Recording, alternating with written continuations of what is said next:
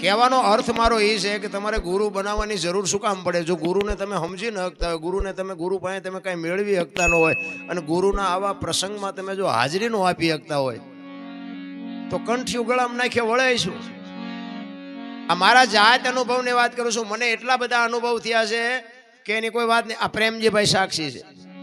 મને સુરેન્દ્રનગરમાં દાખલ કર્યો તો, 4 હોસ્પિટલ બદલાયો તો મારો દીકરો આ દેવુબેન બેઠા, મારી બેન અહીંયા કંકુબેન ને 2 મારી ખબર કાઢવા આવ્યા હતા. તેથી આ 2 બહેનો રોતી હતી. કહેવાનો મારો અર્થ, મારું બૈરું અમદાવાદ હોસ્પિટલમાં દાખલ હતું. એ સિવાય મારો દીકરો ઘોડા ઉપરથી પડી ગયો તો કોઈ ડોક્ટર હાથમાં નહોતો પકડતો. રાજકોટ અમે લઈ ગયા હતા. એ સિવાયના મારા શાળાની દીકરી, બાપુ શું વાત કરું ભલામણા તમને, મને એમ થાય કે આમાં ઉતરતું જ નથી કાંઈ. મારા શાળાની દીકરી ઓફ થઈ ગઈ. ફોન આવ્યો બાપુને મારે બેયને પ્રોગ્રામમાં જવાનું હતું, આ ખાખરાથળ, અને 8/5/2024 મને આજે તારીખ યાદ છે. અને બાપુને મેં હા પાડી હતી. મેં બાપુ જઈશ. અને હું એક જગ્યાએ લગ્નની કંકોત્રી હતી.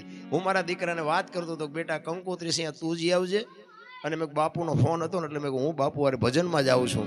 મેં આમ મોબાઈલ ચાર્જિંગમાંથી કાઢ્યો ને તો મોબાઈલ તરત મારા શાળાનો ફોન આવ્યો. એટલે મને કે શું કરો છો? મેં ઘરે છું. તો મને કે મારી બેબી એક્સપાયર થઈ ગઈ, લગ્ન કરી લે. એટલે મને આરો ધ્રાસકો પડ્યો. મેં કીધું ભગવાન કેવી કસોટી કરે છે. હવે બાપુ અરે જાવું કે અહીંયા જાવું? મારે લેવાનું તો અહીંયા કાંઈ નહોતું, પણ કદાચ કોકને એવું થાય કે હારું પૈસાના મમતમાં ગયો હશે. આ તો જગત છે. એટલે મારા દીકરો મને કે શું છે? મેં કીધું તારા મામાની દીકરી ઓફ થઈ ગઈ. એટલે મેં કીધું હવે શું કરવું? પછી મને વિચાર આવ્યો. મેં કીધું હવે જે બનવાનું છે બની ગયું છે, પણ મેં કીધું હું અહીંથી નીકળી જાઉં. તારી બાને મેં કહું વાત ન કરતો, 1-2 કલાક પછી વાત કરજે એમ કહીને હું નીકળી ગયો. અહીંયા આવ્યો, મેં વાતે નથી કરી બાપુને. એટલે હું રસ્તામાં વિચાર કરતો આવતો હતો. મેં કીધું આ હારે બીજું તો ઠીક છે, જે બનવાનું હોય બને, પણ મારા બૈરાને ખબર પડશે તો એને એમ થાય ને કે આ મારા ભાઈની દીકરી છે. જો એમના ભાઈની દીકરી હોય તો જાય ખરા. આટલું તો એના હૃદયમાં વાગે ને. કોઈ પણ ને તમારો ને મારો જે પ્રેમ છે, જે તમારો ને મારો ભાવ છે, એ માણસને રોવરાવે. એના મનમાં મેં કોઈ એવું થાય, ખબર પડશે કે એમના ભાઈની દીકરી હોય તો આ જાય ખરા. એટલે હું એવો વિચાર કરતો આવ્યો. અમે રાતે પ્રોગ્રામમાં ગયા, અહીંયાથી આવ્યા. હું તો અહીંથી સવારમાં હું ઘરે ગયો. હું ઘરે પહોંચ્યો ને મારા ઘરને કીધું કે મારા ભાઈની બેબી જીવે છે. આ મારા પોતાના અનુભવની વાત કરું છું. સત્ય સમજે હકાય એવી વાત નથી, પણ આ ઝેર પીવાની તૈયારી હોય ને એ મેળવી શકે. પછી ભલે 2 દિવસ રહીને ગુજરી ગઈ, પણ કહેવાનો મારો નાથ કે તમારી આબરૂ કોઈ દી આજની તારીખમાં જવા નથી દીધી. પણ વિશ્વાસ એનો હોય. હું આવા કઈ પ્રસંગ હોય, ગુરુ પૂનમે આટલા જ હોય છે. બોલો એ મને એમ થાય કે તમે શું કરવા બેઠા છો? આ તમે કર્મની ગહાડીઓ બાંધો છો. કોઈ મતલબ નથી ગુરુ શિષ્યનો. અને આટલી મારી માથે વીતીને તો આ બાપુ બેઠા સાક્ષી. મેં કોઈ દી બાપુ પાસે માગ્યું હોય કે બાપુ મને હાજો કરો, કે મારું બૈરું દવાખાને છે બાપુ કંઈક કરો, મારો દીકરો દવાખાને છે કંઈક કરો, આર્યો બાપુ. અને વગર માગે મને જે મળ્યું છે ને આજ દુનિયાના છેડા સુધી બાપુ મને ઓળખે છે. એ તમારા બધાના આશીર્વાદ છે, બાપુની કૃપા છે. કહેવાનો મારો અર્થ કે માગ્યા કાંઈ મળે નહીં, પણ તમારી એમની દ્રષ્ટિ હોય ને, સંતની દ્રષ્ટિ તમારી માથે પડે ને, તમારા કામ થઈ જાય. હું તો એમ કહું છું, આ રામ ટેકરી હું કાયમ આવું છું. તમે બધા કામ કરો છો એટલું તો હું કામે નથી કરતો. હું તો ક્યાંય વાંકો નથી કરતો. હું જ્યાં બેઠો ત્યાં મને ચા દે છે. હું જ્યાં મારી થાળીઓ, આ બેનું હું જમવા બેઠો હોય તો મારી થાળીઓ ઉપાડી લે. તો કહેવાનો મારો અર્થ એ છે કે તમે કામ કરો છો એ ખોટું છે એવી મારી વાત નથી, પણ જે કાંઈ લેવાનું છે ને એ રહી ન જાય. કારણ કે આ સમય છે ને, આ 32 વર્ષ વ્યાઈ ગયા ને, એમાં હમણાં 100 વર્ષ વ્યા જાહે, અને બાપુ વ્યા જાહે ને આપણે વ્યા જાવ. પણ કાંઈક કરી લેજો મારા રામ. એક ઘડી આધી મેં પુનિયા તુલસી સંગત સાધકી કટે કોટી અપરાધ. આ બાપુ આ 32 વર્ષ થયા. આજ આપણે બધા વાતો કરી છે. બાકી હું તો અહીંયા 29 કે 30 વર્ષ થયા. બાપુને કાંઈ વીતી જ નહીં હોય. આમ નામ જ પાદરી દુનિયા પગે લાગતી છે ને આમ નામ જ બધા રૂપિયા દેતા હોય છે. એ તો એને પૂછો કે આ કેમ હાલે છે, કેવી રીતે છે, આ કેવડું કામ છે. આ તમે આંકડા કાઢો. આપણું ઘર હોય એમાં 2-5 સભ્ય હોય તો એ 2-5 સભ્યો એમાં મૂળ તો વાત તો આપણા એ ઘર પૂરતી જ હોય ને. આ વાડીનું કામ, હરિહરનું કામ, ગાયોનું કામ, મંદિરનું કામ, માણા આવીને જમાડવાનું, આ છાશનું, દૂધનું, ગાયોનું દોવાની, વાસીદા, નીણ, પાણી, મને તો એમ થાય કે 15 માણસ હોય ને 15 માણસ તો હોય મને એમ થાય કે પરસેવો વળી જાય. તો હાલે છે કેવી રીતે હજી આપણને નક્કી નથી. એટલે તમારે અને મારે ઓળખાણ કંઈક આપણી થાય ને આકારની વાત નથી, નિરાકારની વાત છે. બાપુ એ વાત કરીને નિરાકાર ગુલાબનું ફૂલ હોય ને એ તમને દેખાય, એની માલિકોથી સુગંધ આવે એ ન દેખાય. અને આનું સંશોધન થાય ને તારે તમને મને સમજાય, બાકી સમજાય નહીં. સદગુરુ મહારાજની કૃપા છે ને ત્યાં બાપુ આપણે આમના આપણું ગાડું હાલે છે. અને રામ ને કૃષ્ણ જેવાની દુનિયા છોડવી પડી છે. પાપી છે ને એ જીવે છે ને મરી જાય છે, મહાપુરુષો છે એ જીવે છે ને મરી જાય છે.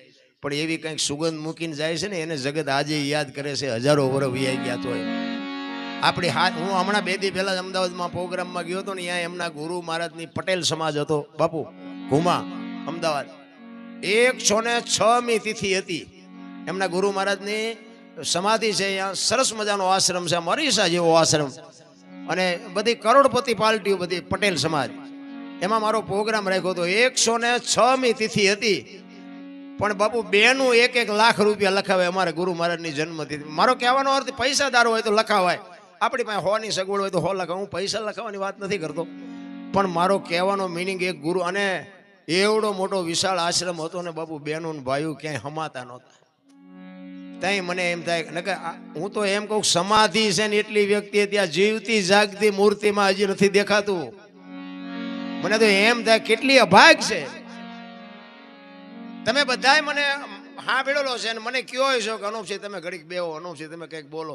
પણ હું તમને એમ કહું છું કે તમે કેમ નથી કાંઈ બોલી શકતા, તમે કેમ નથી કાંઈ કરી શકતા, કેમ નથી થતું? જાણો છો, હું નથી એવું નથી કહેતું કે તમને કાંઈ ખબર જ નથી પડતી, એવી કોઈ વાત નથી. પણ તમે કાંઈક કરો, કાંઈક કયો, કંઈક 5 જણા વચ્ચે કંઈક સારી વાત કરો, કંઈક સારું જગતને કંઈક આપો, તમને જો હુજતું હોય. બાકી આમ નામ બાપુ જિંદગી વહી જાય અને માણસનો અવતાર ફોગટવ્યો જાય. મહાપુરુષો એટલા જ માટે કહે છે કે આ તમને દેખાય છે ને એ બધું નાશવંત છે, એ કંઈ સત્ય નથી. સત્ય છે એ કંઈક સાઈડમાં આપણે રહી જાય છે. એટલા માટે મહાપુરુષો ઘણું કહે છે. એકાદ વાણી કરી. આહાલી ભરવાને પાણી પાણી. જો વાણીના શબ્દો છે ને સદગુરુ મહારાજના શબ્દો છે.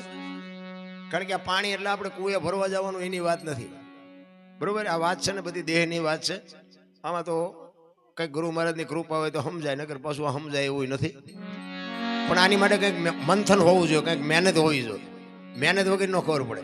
કારણ કે ઘરેથી તમારે આવવામાં તમારે ઘરેથી વાહન ગોતવા પડ્યા હોય, આવ્યા હોય, હાલ્યા હોય, થોડું ઘણું તકલીફ પડી હોય, મહેનત વગર તો બાપુ કાંઈ મળતું નથી. એટલે બાપુ એક સંત વાત કરે છે, મોમેડિયન છે બાપુ. આપણે આ હિન્દુ મુસલમાન ફલાણું ઢોકળું કરીને એ હતા તેથી એમને કાંઈ હતું જ નહીં. આ તો આપણે ઊભું કર્યું નકરું બાજવા હતું, એવી કોઈ વાત જ નથી. ઈશ્વરે બનાવ્યા છે એમાં હિન્દુમાન, મુસલમાનમાં, દરબારમાં, કોળીમાં, પટલમાં, ભરવાડમાં ફરક શું છે? કાંઈ તલ જેટલો ફરક હોય તો મને દેખાડો. તો તમે જુદા પાડવા વાળા કોણ? એક થઈને રહ્યો ને મરી જવાનું છે, મર્યા પછી વિરોધ છે. દુનિયા કહે છે કે મારો બલ્લા જઈ આખી દુનિયામાં નડતો હતો, તો હારા થઈને જાવ ને. એટલે જ કે છે આહાલી ભરવાને પાણી પાણી, બોલાવે સદગુરુ જ્ઞાની, બોલાવે સદગુરુ જ્ઞાની.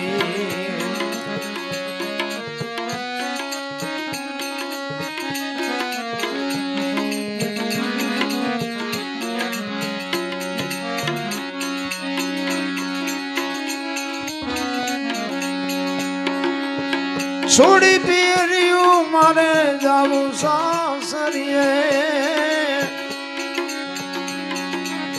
છોડી રે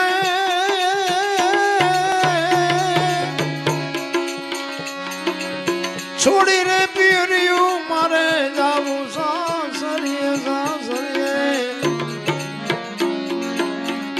એમાં શરમ મને સાની સાની,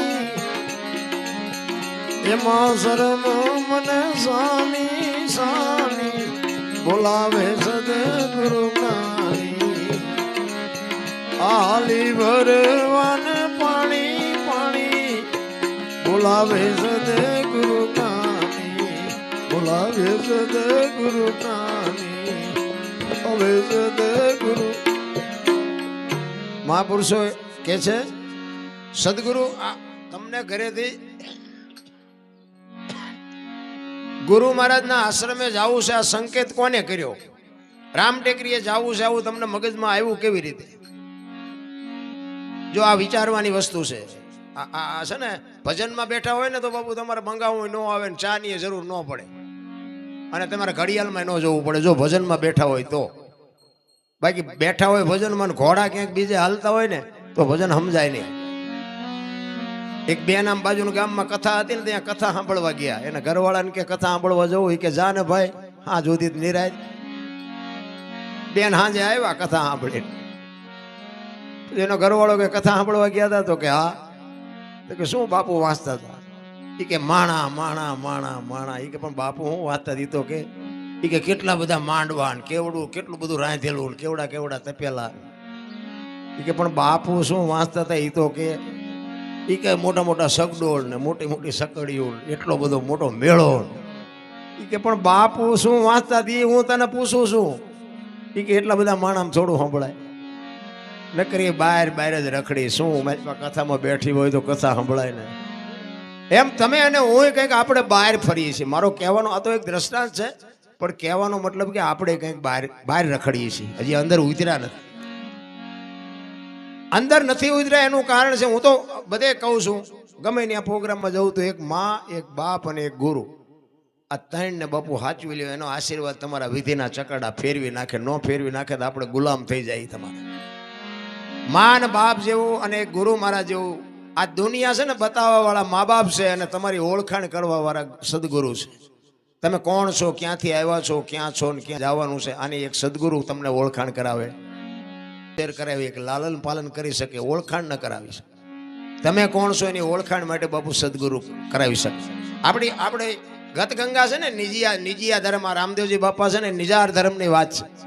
એમાં બાપુ ઊંચ નીચ ને અમીર ને ગરીબ ને સ્ત્રી ને પુરુષ ને એ કાંઈ આવતું જ નથી. ઊંચ ને નીચ ને કાંઈ નથી આવતું. આ બધું મટે ને પછીની વાત છે. બાકી અમે દરબાર છે, તમારા કરતા ઊંચા છે, તમે આમ નીચા છો, આ બધું મગજમાં છે ત્યાં સુધી આ વાત નો મગજમાં ઉતરે. આ બધું જ્યારે સમદ્રષ્ટિ થઈ જાય ત્યારે બાબુ આની શરૂઆત થાય. એટલા જ માટે કહે છે પિયુજી વિનાનો મને ઘડી નો ચાલે ચાલે. પિયુજી એટલે આ છે ને અખિલ બ્રહ્માંડ નો માલિક છે. એક તમને એક વાત કરી દઉં કે આ છે ને આકાર છે, ઈશ્વર છે ને નિરંજન નિરાકાર છે. તમે રામાપીર ની મૂર્તિ આમ હે રામાપીર તું મારું કઈ કરી દે, મારું કરી દે, એ રામાપીર કઈ ન કરે. ખોટી વાત. આ મારા મગજ પર તમારું કામ કરી દેતું હોય મને વાંધો નથી, પણ હું મારી દ્રષ્ટિએ વાત કરું છું. રામની મૂર્તિ હોય ને આમે જાઓ ને કે રામ મારું આ કામ કરી દે, છોકરાનું હક પણ નથી થતું, ધાબુ ભરવું છે, પૂછડું કરવું, ઢોકળું, એ નો કઈ ન કરી દે. જ્યારે તમને એમાં નિરાકાર દેખાય ને ત્યારે તમારું કામ થાય, એમ નામ ન થાય. વિશ્વ વ્યાપક નિરંજન નિરાકાર છે. આ મૂર્તિ છે ને એ ખોટી છે એવી મારી વાત નથી, પણ એ તમે મેં બેહાડેલી છે. એ શાંતિ મળે, અહીંયા તમારા વિચારો સુધરી જાય, તમારા મનના જે કંઈ ઘોડા દોડતા હોય એ ઊભા રહી જાય. બાકી કામ ન કરી દે. તમને ઘરે ગમે કંટાળો હોય, આ મંદિરમાં જઈને તમે એમ કહો છોકરા કંદડે છે ને બૈરું કંદડે છે ને આમ છે ને તેમ છે ને મારે મરી જવું સુધી, રામાપીર તમને ન કહે બે દી રોકાય. બાપુ માય આવીને એમ કહો કે બાપુ ઘરે કંટાળો છે, બાપુ એમ કે ઘરને પડ્યું રહેવા દે, બે દી અહીં રોકા પછી કંઈક રસ્તો કાઢશે. એ તમને શાંતિ આપી શકે. શું કામ? આ છે ને આ પ્રત્યક્ષ છે. ઓલી વસ્તુ આખી જુદી છે, આ વસ્તુ આખી જુદી છે. આપણને આમાં નથી દેખાતું, ઓલામાં દેખાય છે. એક પથ્થર માણસ લઈ આવી એની મૂર્તિ બનાવે અને એક જ વખત મંદિરમાં જાય એટલે ભગવાન થઈ જાય. એ મંદિરને પગથિયા ગઈ ગઈ ગઈ ગઈ ને આપણે આખી જિંદગી માલપા વ્યાઈ જાય પણ માણા ન થયા. બોલો, પાણાનો ભગવાન થઈ જાય, માણાનો માણા નથી બનતો. એટલે જ કીધું પીવું વિના, પીવું છે ને પીવું તમારો મારો છે ને એક જ પીવું છે. ધણી આપણો એક જ છે. આ લગ્ન આપણે ઉભા કર્યા ને એ તો હળગતા ઘર છે. એ તો બધાને એમ હતું કે આમાં કંઈક લઈ લઈએ, બધા હલવાણા છે. આપણને આ માણા બનાવ્યા, આમ દામ ને ઠામ આપ્યું, તોય હજી આપણને સંતોષ જેવી ચીજ જ નથી. સબરી બાપુ તમે જોવો તો એક ભીલની બાઈ, ભીલની દીકરી, કોઈ શાસ્ત્રનું વેદનું કોઈ જ્ઞાન નહીં, અને ગુરુ મહારાજનો એક શબ્દ પકડી અને બાપુ એક નવધા ભક્તિ સુધી પોગાડી દીધી. રામાયણનું અદ્ભુત પાત્ર જેને કહેવાય. તમને ને મને કેમ બાપુ સાંટો નથી પડતો, મને તો એ નથી ખબર પડતી. સબરી બાપુ રોતી રોતી કહે છે મારો દીકરો સાક્ષી છે. કારણ કે આપણું હારા માણામાં નામ જ નહોતું, પણ આ એક વેલનાથ બાપુ ગિરનારનો નાથ સંપ્રદાયનો સંત કહે છે કે મને આજ દુનિયા જો ઓળખતી હોય ને તો આ સંતોની કૃપા છે. હું તો જગાડ્યો, મને દેશ દેખાડ્યો. આ દેશ તમે બધાએ ભાળ્યો છે, પણ હું ખોટું ન લગાડતા, પણ તમે કાંઈ ભાળ્યું જ નથી. તમે કાંઈ નથી ભાળ્યું. મહાપુરુષો એટલે કહે છે કે સૂતો જગાડ્યો, મને દેશ દેખાડ્યો. દુનિયામાં તમારે આજ આ બાપુને આખી જગત ઓળખે ને, આને દેશને જોયો છે, આપણે હજી નથી જોયો. અને જોવાની જરૂર છે. આપણે અહીંયા આવ્યા છીએ ને હાવ જો એમના મઠાણું કર્યા વગરના જઈશું ને તો અહીંયા છોકરા શું ખાય છે, કંઈક લઈ જવાની જરૂર છે. એટલે આ ભજન મને લાગવું પડે છે. હું ઘણી વાર ગાઉં અને મને મજા આવે આમાં. એટલે હું તો જગાડ્યો, દેશ દેખાડ્યો, મને જમડાના હાથેથી છોડાયો. ભલે વિયાઈ ગયા છે બધાય, પણ એ બાબુ એને જમડા નથી લઈ ગયા. આપણું તો મારો રામ જાણે ગમે એ થાય, કોઈક એવા માણસ લઈ જાય તો વાંધો નહીં, જો જમડા ન આવે સારું, આપણે તેટલું કહે. એટલે જ બાપુ મહાપુરુષો કહે છે આ વેલનાથ સંપ્રદાયનો નાથ સંપ્રદાયનો સાધુ વેલનાથ ચુવાડિયા કોળીમાં નો ઇતિહાસ બોલે છે. સાચું ખોટું મારો રામ જાણે. પણ એકવાર વેલનાથ બાપુ એ કે વસ્તીમાં વિચારવા માટે નીકળ્યા ને, અને એક ગામની બાજુમાં આવ્યા અને દી આથમવાનો સમય ને એમને એમ થયું કે રાત રોકાઈને સવારે જઈશ. એટલે કોકને કીધું કે મારે રાત રોકાવું છે, હરિહર કરવું છે, કોઈ ઘર ખરું. એટલે એને કીધું ભાઈ આમ હાલા જાઓ. એમાં એક રામજી કરી અને ચુવાડિયા કોળીનો જણ, અને પોતે પાપી માણા, ચોરી શિકાર ને આવું બધું કરે. એટલે જુવાની આવે બાપુની મસ્કરી કરી. એ કે રામલોનું ઘર દેખાડી દો, ભલે બાપુ રામલો બે મજા કરે. કારણ કે બધાને ટીખળ જ કરવા છે, કોઈને સારું કરવું જ નથી. એટલે કીધું કે આમ તમે હાલ્યા જાઓ બાપુ, એક રામજી કરીને નામ છે, અહીંયા બધા સાધુ સંતો આવે છે. એટલે બાપુ ત્યાં ગયા. હવે શિકારીના ઘરે તો બાપુ શિકારની વસ્તુ પડી હોય, હથિયાર પડ્યા હોય, કોઈ જાનવર મારવાના સાધનો પડ્યા હોય, એટલે બાપુ તો જોઈ જાય. ખેડૂ હોય તેના ઘરમાં હાથેડા પડ્યા હોય તો માણસને ખબર પડી જાય કે આ ખેતી કરતો લાગે. એટલે બાપુ એમ જોયું કે આ જોવાની હવે મને ખોટો ભરાવી દીધો, પણ કાંઈ વાંધો નહીં. કે એટલે કે ભાઈ રામજીભાઈ કોનું નામ? કે બાપુ મારું નામ રામજીભાઈ. આવો કે સીતારામ. સીતારામ બોલ્યા ને બાપુ સમજી ગયા કે આનો આંગળી પકડવા વાળો નથી, બાકી આને બોલતા તો આવડે છે. સાધુ ને બાપુ એક ટકોર જ હોય. અને સંત તમારા, હું તો એમ કહું છું બોલવાની જરૂર ન પડે, તમારી આંખ વાત કરી લે. આંખ તમારી એવી હોય ને તો સંત એક તમારી પારખી લે કે તું આનો અધિકારી શોખ નથી. એટલે સીતારામ કીધું ને એટલે બાપુને એમ થયું કે આની આંગળી પકડવા વાળો કોઈ નથી, બાકી સીતારામ બોલતા તને આવડે છે, ભલે પાપ કરતો હોય. એટલે કીધું કે મારે હરિહર કરવું છે ને રાત રોકાવું છે. એટલે રામલાએ કીધું કે બાપુ વાત તમારી બધી હાજી, હું તમને બધી વ્યવસ્થા કરાવી દઉં, પણ હું ન ખવડાવું તમને. કારણ કે હું તો બાપુ પાપી છું. હું તો જાનવરને મારીને મારા ઘરનું ગુજરાન હાંકું છું. એ રોટલો મારે તમને ન ખવડાવાય. બાપુએ કીધું કાંઈ વાંધો નહીં, મારે તારા ઘરનું જ ખાવું છે, તું ચિંતા ન કર. રોઈ ગયો બાપુ. જો સંતની દ્રષ્ટિ પડે ને અંદરથી રોવાનું ચાલુ થઈ જાય. વાણી કહે છે જેસલની વાણી કહે ને, રોઈ રોઈ કોને સંભળાવું. એ આહુડા પાડી નથી રોયા બાપુ, રુદિયા રોયા છે. અમરમાની વાણી કે હાલ રે ફકીરી મારી દેવાંગી વિના બીજું કોણ જાણે. બાપુ આહુડા પાડી નથી રોયા, અંદરથી રોયા છે. અને અંદરથી જ્યારે રોવો ને તારે જ ઓલ્યો સાંભળે. અને આ આહુડા પાડો ને તો દુનિયા એમ કે અરે આને જેટલું બધું દુઃખ છે, કાંઈ નથી વાતમાં, કોઈ નો ભાંગી શકે. અંદરના આહુડા પડે તારે જ ઓલો તમારું દુઃખ સમજી શકે ને તારે તમારું દુઃખ ભાંગે. ચિત્તની શાંતિ, મનની પ્રશંસા, દિલની દાતારી, ગુમડાની રૂજ અને ટાઢિયા તાવની ટાઢ એટલું માલિકોરથી આવે. અંદરથી જો નક્કી થાય મારે રામ ટેકરી જવું છે, મારે બાપુને કંઈક દેવું છે, મારે બાપુ પાસેથી કંઈક મેળવવું છે, એ અંદરથી જાગે તારે પતે. ઈ બાપુને કહે છે કે બાપુ હું તો પાપી છું. રોઈ ગયો, અંદરથી રોઈ ગયો. એની દ્રષ્ટિ ઉપર બાપુ સમજી ગયા આ કંઈક કરે એમ છે. અને જેટલા છે ને બાપુ એ હામા મળ્યા હારા નહીં ઈવડા ઈ જ કંઈક કરી ગયા. આ જેસલ ને રૂપાદે, આ માલદે ને સાસટીઓ ને કુંભો ને સતીર ને એ કઈ હામા મળ્યા હારા નહીં. ઈ આજ દુનિયામાં પૂજાય. આપણે તો એટલા પાપી સહીએ નહીં. એટલે કીધું કે મારે તારા જ ઘરનું ખાવું છે. અને વાળું પાણી કર્યા અને ફળિયામાં ખાટલા નાખીને બેઠા અને પછી કીધું કે બાપુ અમે તો પાપી છે, તમે તો સંત છો, ગિરનારમાંથી આવ્યો છો, કંઈક સારી બે વાતો કરો તો અમારો કંઈક ઉદ્ધાર થાય.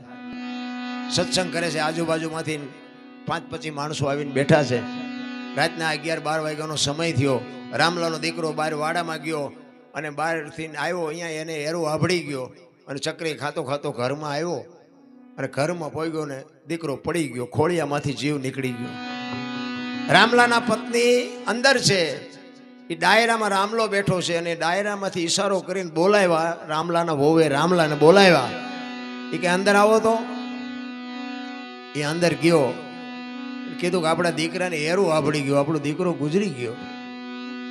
ત્યારે રામલો કહે છે કાંઈ વાંધો નહીં, જે જે બનવાનું હતું બની ગયું, સવારે એની જે થાય વિધિ કરી નાખશું. અત્યારે આપણા ઘરે એક સંત આવ્યા છે અને સત્સંગ હાલે છે, એ બધું સવારે જે થાય એ કરી નાખી. બાકી અત્યારે તું એને ઢાંકીને મૂકી દે, સવાર સુધી જો તું રોય ને તો તને મારી નાખીશ. કારણ કે જે પાપી હોય એને મારતા વાર કેટલી લાગે. અને નામ થયા છે ને એ તો લોટાના શેણ્યા. તમે વિચાર કરો કે એક પોતાની જનેતા 20 વર્ષનો દીકરો ગુજરી ગયો હોય, રાતનો ટાઈમ હોય, એ માએ બાપુ રાત કેમ કાઢી છે? શું માનો છો તમે? આ જેવી તેવી વાતો નથી મારા રામ, આપણને જીવનમાં ઉતરતી નથી ને એ આપણા અભાગ છે. એ ખોળામાં માછું લઈ અને પોતે જનેતા સવાર સુધી 4 વાગ્યા સુધી બેઠી રોતી તો હશે જ, આંવડા તો પડતા જ હોય બાપુ. જનેતા હોય એના આંખમાં આંવડા ન પડે, પણ અવાજ ન કર્યો સવાર સુધી.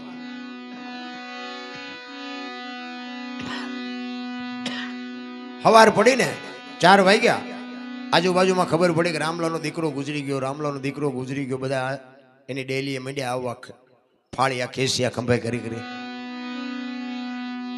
વેલનાથ બાપુ રામલાને પૂછે છે કે રામલા આ બધા શું ભેગા થતા જાય છે? આ બધા હું તારી ડેલી પાસે ભેગા થયા? એ કે બાપુ હવે તમારે નીકળો, સવાર થવા આવ્યું છે અને તમે હવે જવું હોય તો જાઓ. એ કે પણ આ બધા ભેગા શું થયા છે? એ તો કે પછી જાઓ. એ કહું આખી રાતના રોકી રાખેલા આંહુડા ઓપાય. એકનો એક દીકરો હોય, 60 વર્ષનો 80 વર્ષનો બાપ બેઠો હોય અને 20 વર્ષના દીકરો ગામતરું કરે, એ બાપ માથે કેવી વીતી હોય? આખી રાત બાપુ એ સંતની સામે એને આંહુડા રોકી રાખ્યા છે. એ સંતે શું એની માથે દ્રષ્ટિ કરી છે? સંતે શું તાકાત આપી છે? આખી રાતના આંહુડા રોકી રાખેલા અને 2 આંખોમાંથી બાપુ શ્રાવણ ભાદરવો વરે ને એમ બાપુ ધારું થઈ ગયો. એ કે બાપુ મારો એકનો એક દીકરો રાતે એરો આભળી ગયો ને ગુજરી ગયો બાપુ, એટલા માટે બધા આવ્યા છે. તેથી બાપુ આ સંત શું ના કરી શકે? એમનામ પરિવર્તન કોઈનું નથી થયું, પણ અનુભવ થયા, પોતાને નક્કી થઈ ગયું, નક્કી કરાવી દીધું. તેથી બાપુ વેલનાથ એમ કે છે, અરે ભલા માણા, હું ગિરનારનો સાધુ છું, તારા ઘરનો એક બટકો રોટલો ખાધો છે ને એ જો બેઠો ન થાય તો કાલ બાવાનો ઓળખે કોણ? ભલા માણા, ક્યાં છે તારો દીકરો? એ રૂમમાં જઈ અને લુગડું આખું કરી અને પાણીની અંજળી લઈને કીધું, સાંટીને કહે છે કે બેટા બેઠો થા, તારા બાપાને માને હું કામ ને હેરાન કરે છે? તેથી 20 વર્ષનો દીકરો આળા મળીને બેઠો થયો. તેથી બાપુ રામલાને હબાકો આવ્યો હોય કે વાહ બાવા વાહ, તને જવા ન દઉં, એમ નક્કી થઈ જવું જોઈએ. આપણને પીડા હોય તે હનુમાન ચાલીસા ચાલુ કરી, પછી પાછું મેળમાં આવી જાય તો પછી હનુમાને ચા ને આપણે ચા. એટલે ડખો ઈ છે, રોજનો જો રિયાજ હોય ને, રોજની તમારી સુરતા હોય ને તો એ તમારી ભેગો જ છે, પણ તમારી સુરતા ટકતી નથી ને એ ડખા છે. એ રામલાએ કીધું, બાપુના પગ પકડ્યા. કે બાપુ તમે મારા ગુરુ બનો અને મને કંઠી બાંધો, મને ઉપદેશ આપો. એ કે ભાઈ આ તો સમયનું કામ કરે, મને મારા રસ્તે જવા દે, તું તારા રસ્તે જા, મને જવા દે. એ કે ના બાપુ જવા નહીં દઉં. બાપુએ પછી કંઠી બાંધીને એને જે કાંઈ ઉપદેશ આપવાનો હતો એ ઉપદેશ આપ્યો અને કીધું કે આ જો શિકાર બિકાર કરતો નહીં, મહેનત કરીને ખાજે, અને જે કંઈ કહેવાનું હતું કીધું. બાપુ નીકળી ગયા. 400 મહિનાનો સમય થયો ને એટલે બાપુને એમ થયું કે ફલાણા ગામમાં ગયો તો ને રામલાને મેં કંઠી બાંધી, પણ એ કે એને હારાને ભક્તિ લાગી છે કે નહીં લાગી હોય, પછી મને તો કાંઈ ખબર નથી, કંઈ સાંભળ્યું નથી. એટલે બાપુ પરીક્ષા તો થાય. હું તો બાપુને અવારનવાર કહું, બાપુ આટલા બધા સેવક છે, એમાં કોકની પરીક્ષા તો કોક દીક કરો તો ખબર તો પડે. આ પિત્તળમાંથી હોનું જેટલું થયું છે કે પછી નકરું પિત્તળ ને પિત્તળ જ છે. પણ બાપુને એમ કે ભાઈ આ પરીક્ષા નથી કરતો તો આ ઘટતા જાય છે, પરીક્ષા કરી તો કોઈ નહીં આવે. આ 12 પોરા પાઠનું આપણે આયોજન કરે છે બાપુ દર વર્ષે. શિબિર રાખે, હવન કરે, કેટલા કેટલા બધા પ્રસંગો કર્યા, કથાઓ કરી, આ મંદિર બંધાયું, પ્રતિષ્ઠા કરી, આટલા બધા પ્રસંગો કરે, આપણને બધાને બોલાવે. શું કામ? એમને તો શું, જે કાંઈ કરવાનું છે કરી લીધું છે. આપણા માટે કાંઈક કરે છે, પોતે જગતનું કલ્યાણ કરવા માટે જ આ સાધુ સંતો બેઠા છે, પણ જગતને કાંઈ જોતું નથી. એટલે કે આમાં તો શું છે કે આ બાપુ સત્સંગ કરતા હોય તો આમાં બધાને એક જ હરખો સત્સંગ લાગે ને.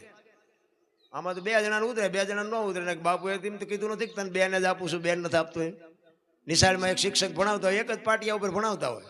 એ ડોક્ટર એમાં જ બને ને, એ વકીલ એમાંથી જ બને, ચોર એમાંથી બને, લૂંટારો એમાંથી જ બને ને, એક જ પાટિયામાં ભણાવતા હોય. શું લેવું છે? વરસાદ વરે ને, વરસાદ આમ આખા ખેતરમાં એક જ હરખો વરે, પણ તમારે શું લેવું છે? ગ્લાસ રાખો તો ગ્લાસ જેટલું આવે, ડોલ રાખો ડોલ જેટલું આવે, માટલું રાખો તો માટલું આવે. અને અભાઈ ગયા કોક ઊંધું મૂકે તો કોરે કોરું રે. તમારે શું જોવે છે એની તમને ખબર હોવી જોઈએ. એટલે કીધું એને પોતાને એમ થયું કે આને મારે પરીક્ષા તો કરવી છે, કે આ 6 મહિનાથી આ કઈ સમાચાર નથી, આ આશ્રમ નથી આવ્યો, કોઈ દી વાત નથી, કઈ ચીત નથી, જોવું તો ખરો આને શું થયું શું નહીં. અને એ ગામમાં પાછા આવ્યા. અને નાથ સંપ્રદાયનો સાધુ કે એવું કહે છે સંતો કે ગમે એનું સ્વરૂપ લઈ શકે. નાથ સંપ્રદાય બાપુ ટોચનો સંપ્રદાય છે. એટલે બાપુને વિચાર થયો એ કે આને શોખ શેનો હતો. એટલે એમને મનમાં વિચાર થયો કે આને શિકારનો શોખ હતો. એટલે એવું કંઈક શિકાર જેવું જાનવર કંઈક બનવું તો એની બુદ્ધિ બગડે છે કે નથી બગડતી. આજે હું અત્યારે હું ભજનમાં બધે આ દુનિયામાં જાઉં ને, એટલે અંજવાળી બીજનાથી તો હું અહીંયા આવું છું, તમને બધાને ખબર છે. અત્યારે બધે મારું નામ છે ને, એટલે અંજવાળી બીજનાથી નાના મોટા પ્રોગ્રામ તો આખી દુનિયામાં હોય જ. અને મને બીજનાથી બાપુ ઓછામાં ઓછા 15 થી 20 ફોન આવે અલગ અલગ જગ્યાએથી. બાપુ અમારે અંજવાળી બીજનો પ્રોગ્રામ રાખવો છે, તમે આવો. અંજવાળી બીજનો પ્રોગ્રામ રાખવો છે, તમે આવો. હું એમને એક જ વાત કરું કે બીજના દી નહીં, મને હું કહું એટલા રૂપિયા આપે. મારે એવું વ્યક્તિગત બોલાય નહીં, પણ હું કહું એટલા રૂપિયા આપે, પણ બીજના દી હું ન જાઉં. શું કામ? ઓલો જ મારી પરીક્ષા કરતો હોય કે બેટા મારા હું તને આગળ લાવ્યો છું, તું સૂકસ કે નથી સૂકતો. એટલે બીજના દી તો બાપુ આ બાપુની હાજરી છે ત્યાં સુધી, પછીની વાત પછી મારો રામ જાણે, પછી જે થવું હોય થાય. બાકી બાપુની હું તો જાહેરમાં કહું છું ને, આ તો બરોબર, પણ હું ગમે મારા વિડીયામાં હું ક્યાંક ક્યાંક બોલ્યો હોઈશ કે અંજવાળી બીજના દી હું મને ગમે એટલા 5 લાખ રૂપિયા આપો તો હું ચોરવેરા રામ ટેકરી સિવાય ક્યાંય ન હોય. એવો કંઈક બાપુ જીવનનો સિદ્ધાંત હોવો જોઈએ, કંઈક ગાંઠ વળવી જોઈએ. નકર અહીંયા મને 2 લાખ રૂપિયા આપે તો અહીંયા તો 500 ઓછા કરવાના હોય. 2 લાખ લેવાનો વ્યૂ જવાય, હું મૂર્ખ ન કહેવાય. આ જ્યારે બાપુ માલપા ગાંઠ વળે ને તો ઓલો તમને 4 લાખ કરીને આપે. અને મેં જોકે મેં કર્યું એવું મારે બોલાય જ નહીં, પણ આ જે મેં બાપુ અરે હું ફર્યો અને મારાથી જે થયું એ મેં સેવા કરીને એના બાપુ અત્યારે મને વ્યાજ સહિત બેઠો બેઠો સૂકવે છે. એટલો મને ભરોસો છે, તમને હોય કે ન હોય. મને વ્યાજનું વ્યાજ કેવું હોય તો કહેવાય. કહેવાનો મારો મિનિંગ તમારી ધારણા હોય જોઈએ, આ કરેલું કોઈ દી ક્યાંય જાય નહીં. ઘણા એમ કે હવે બાવાની અહીંયા તમે રોજ એમના મફત હેલા જાઓ, બાવા બનશો. બાવા નહીં, આમાં દુનિયામાં નામ થઈ જાય, તમારી ગણતરી જ ખોટી છે. સાધુ સંતો તમને આપે ને એ દુનિયાની કોઈ તાકાત ન આપી શકે, કોઈને પાવર હોય. બાકી આખી દુનિયા તમને આપે, પણ ક્યાં સુધી તમારામાં લોહી હોય ને શક્તિ હોય ત્યાં સુધી તેદી ના આ દુનિયા તમને ફેંકી દેવાની.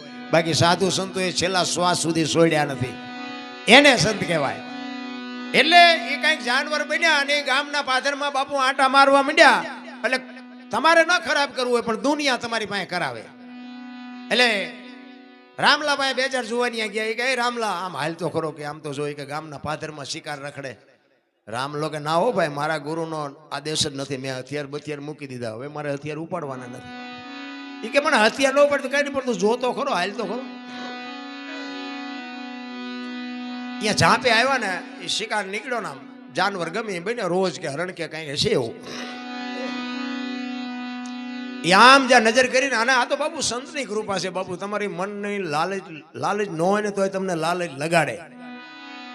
40 વીઘાનું ખેતર જોઈને ખેડૂતનું મન ડફળે ને, એમ રામલાનું મન ડફળ્યું. એ કે અત્યારે ગુરુ ક્યાં જોવે છે, એકાદો ભડાકો કરી લેવો, એક શિકાર કરી લો. એ બંદૂક ટીંગાતી હતી ને ખીદીએ 6 મહિનેથી ખંખેરીને કરી હેમી. એ ગોળીઓ ભરી મારી હાથ અને મોર શિકાર ને વાહે રામલો 1 2 3 5 ને 7 ભડાકા કર્યા. તો મહાપુરુષ હતા. એ તમને કહું તમારા ભડાકે મરે. વિયા ગયા. ઘરે આવ્યો એને એમ તો ખરું બહુ ઘરે આજ મારા હાથે શિકાર ન થયો.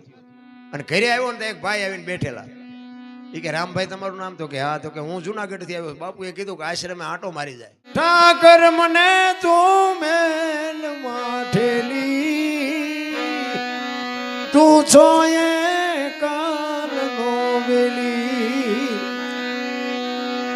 અમે તારા યાંગ કહેવાઈ, બીજા કે અમે તો તારું અંગ છે. જ્યાં માણસનું શરીર હોય એમાં એકાદો હાથ નો હોય, એકાદો કાન નો હોય, એકાદી આંખ નો હોય તો માણસ કેવો લાગે? તો એ કે અમે તો તારું અંગ છે, જો તું અમને નહીં મળ્યું તો તું ભૂંડો લાગીશ.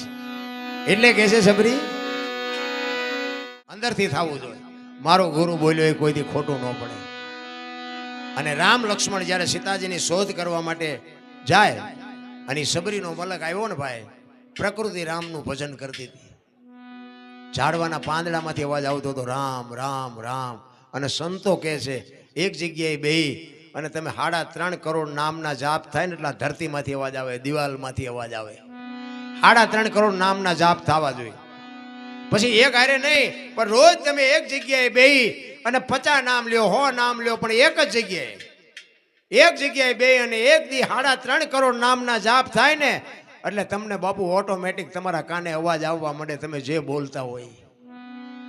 એટલે આ હું તમને જે પાવરથી કહું છું ને એ શું કામ કહું છું?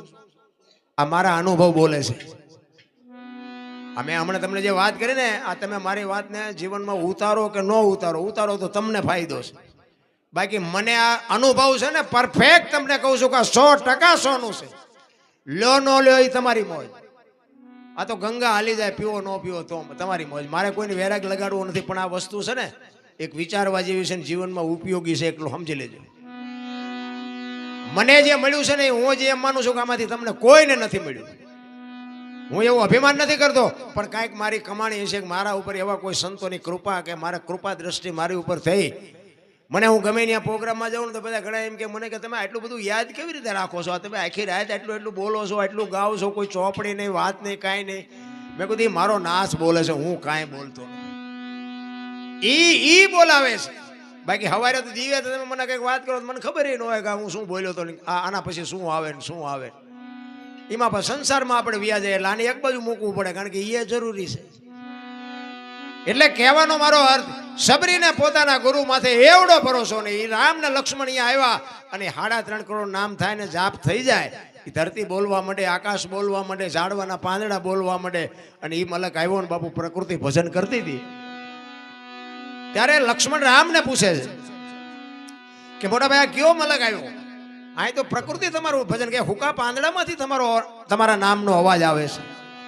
ત્યારે રામ મરક દાંત કાઢે છે. લક્ષ્મણ અત્યાર સુધી આપણને બધા સંતો મળવા આવતા હતા ને, તો કે હા, તો કે આજ આપણે એક સંતને આપણે મળવા જવાનું છે.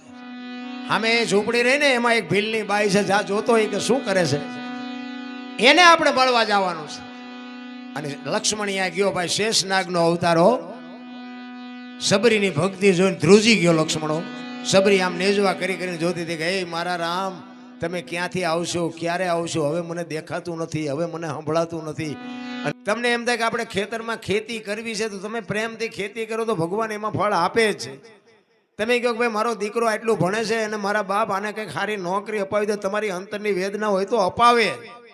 તમારા માલઢોર હોય તો એમાં તમે એમ કહો ભગવાન તું આમાં કંઈક બરકત આપજે. તમારી જો બાપુ અંદરની આત્માની જ્યારે પીડા હોય તો એ આપે. તો તમે એનું બાપુ ભજન કરો ને એની જો પીડા જાગેથી તમારા સામો ન આવે. પણ આપણને સ્વાર્થની ભક્તિ વધારે ગમે છે, પરમાર્થની ભક્તિ ગમતી નથી. એટલે સબરી બાપુ રોતી રોતી ગાય છે કે હવે અમારે કોના આશરે જાય?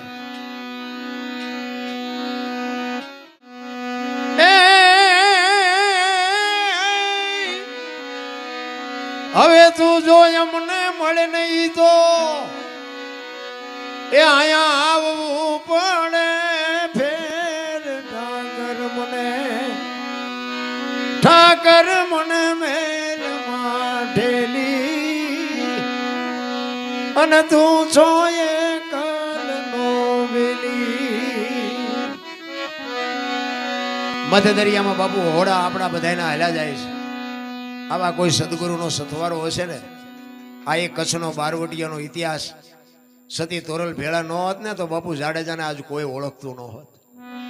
મધ્ય દરિયામાં હોડી બાપુ આમ મડીને હાલવા, જાડેજા જેવો જાડેજો, કચ્છનો કાળો નાગ, એક ગાન બે કટકા લોહીના ફુવારા ઉડાડે, ઈ મીંડ્યો રોવા. અને મોત ઉઘરાણી કરે ને તેથી બાપુ મૂછું લીંબુ ઠરતા છે ને તો રોતા નથી આવડવા. એક લખવું હોય તો લખી લેજો, મોત છે ને એ બાપુ છે ને અનિવાર્ય છે, આવવાનું જ છે. એમાં આપણે રોયે છોડવાનો નથી, પણ આપણે તો ઈશ્વર પાસે સદગુરુ પાસે એક જ માગણી કરે કે અમારું મોત સુધારજે. બસ વસ્તુ આટલી છે. પછી આ અમુક જોવો તો તમે જોવો તો આવડા આવડા ભાંઠા પીડ્યા હોય, અને પછી આપણે જઈએ તેમ કે ભગવાનને કોણ મારી દોરી તાણી લે, ભગવાને ત્યાં જેટલાય ની તાણી છે. એ થોડો એવો નવરો અહીંયા ફીંડલા વીંટી રહ્યા, તારે તારી દોરી તાણે, તારા જેવા જેટલાય છે. એમ બાપુ મોત ઘણા નથી કહેતા કે ભાઈ અમારી હારે હાજે બેઠા હતા ને હવારે વીઆઈ ગયા. બાપુ ઈશ્વરના ખાતાનો આત્મા હોય તો જ એમ જવાય. એમના બધાને સારું જ જોવે છે મોત, એમના હારા મોત નથી થતા. રામ મરવાનું છે, વાત પાકી છે. પણ હું તો આ સંતો અમુક ઘણા એવું બધું કહેતા હોય અમને, એમ કે સંતો આટલી બધી ભક્તિ કરે તો અમુક સંતોને પીડા વેઠવી પડતી હોય, તો એમ કે આટલી બધી ભક્તિ કરે, આટલું બધું માણસ ખવડાવ્યું પીવડાવ્યું, આટલું બધું જ્ઞાન ને ભજન ને બધું કર્યું, તો આમને શું કામ વેઠવું પડ્યું? એટલે હું તો એમ કહું કપાતરના કટકાવ તમારું વેઠે છે, કારણ કે હજી તમે સમજી જ નથી ગયા. અહીં આવીને આપણે બાપુને કે બાપુ મારી કેટ દુકાન, ટાંટિયા દુકાન, છોકરાનું હક પણ નથી થતું, પૂછડું નથી થતું, એ હાટવા બાવા બન્યા. તમારા કરેલા છે એ તમે આ વાંસો છો. બાપુ અમે માણા દુનિયામાં થઈને આવ્યા છીએ, તમારે કરવાનું શું, અમારી ઓળખાણ માટે શું, એ કોઈ પૂછતું જ નથી. છોકરો આમ ને બૈરું આમ ને, એ તો ત્યાં ઊભું કર્યું છે. બાપુ એ ઊભું કર્યું છે? કોને કીધું તો બૈરું લઈ આવી? ભગવાને આપ્યું છે. તમે આખું ગામ લઈને ઘોડામાં ચડીને જ્યાં હતા. પછી બૈરું એમ કે ઘરમાં વસ્તુ ખૂટી લાવી દેવી પડે, ન હોય તો લાવી દેવી પડે, વ્યાજમાં લાવી દેવી પડે. તમે ઊભું કર્યું એમાં બાપુ શું કરે? માણસના અવતારમાં શું આપણે જોવે? સદગુરુ બાપુ સદગુરુ બનાવી અને સદગુરુ પાસે પછી તમે છોકરાની નોકરીઓ ને બૈરું હારું ને છોકરા હારા ને એના હાટું ગુરુ બનાવો. પછી સદગુરુ તો બાપુ એક તમે કોઈ પણ પીડા તમે વેઠો વાત કરો એટલે બાપુ તો બરોબર છે કે ઈશ્વર પાસે કંઈક બંદગી કરીને તમારું કંઈક સારું થાય એવું કરે તો એ કર્મ તો બાપુ એને કંઈક ભોગવવું પડે ને. હું તો ના પાડું છું, તમારા કર્મ તમારી પાસે રાખો. એક સદગુરુની કૃપા છે ને તો સદગુરુ તમારા કર્મ કાપવાની શક્તિ મળશે. બાકી એવા કોઈને કર્મ કાપવા. એક વાર તો અહીંયા અમે બેઠા હતા ને, ઘણા વર્ષો થયા, એટલે બધા અમુક કહેતા હતા બાપુ મારે આ તકલીફ છે, મારે આ તકલીફ છે. એક બેન તો કે એ ગામની મને ખબર પણ ન કહેવાય, કોઈને ખરાબ લાગે. એ કે બાપુ કે મારી ભેંસ કે ગમે એવો ખીલો ખોડું ને તો કે કાઢી નાખ. મેં કહું ગાંડા બાવળે બાઈને નો તારી માં કાઢીએ કે અહીંયા ખીલા ખોડવા આવ્યા. આ માગવાની વસ્તુ છે.